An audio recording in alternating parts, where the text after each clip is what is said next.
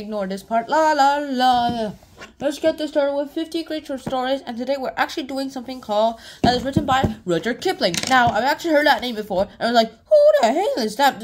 Is it the guy who wrote Life of Pi? Because that name sounded Indian, in my opinion. And apparently, he was not the author of Life of Pi. Instead, he was the author of The Jungle Book. I was like, oh my goodness, say this is a mind blower. He's dead right now. Okay, that's not bad, to be honest. That's pretty good. And so let's just get this started with and get this story go on. And boom, bam, bam, bam, bam, bam. Let's get this started with. Now, today's story is called The Courting of Dinah Shad.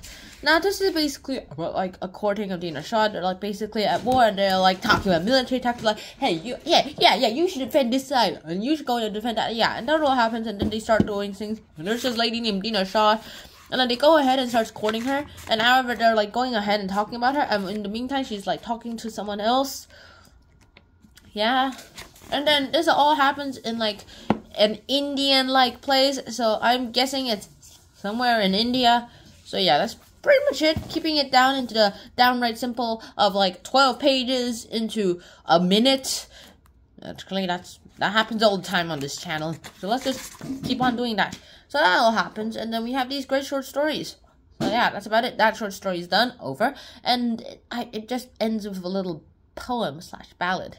Alright, so of course this happens in India, and of course lots of people actually think of this too. It's also kind of interesting to see that the person who wrote this is from London and also wrote The Jungle Book. He himself was basically a soldier, and he himself was the one who just went ahead and started fighting in wars too. He also helped in the he also helped like fight the Indians, I believe, during the British colonial ruling time.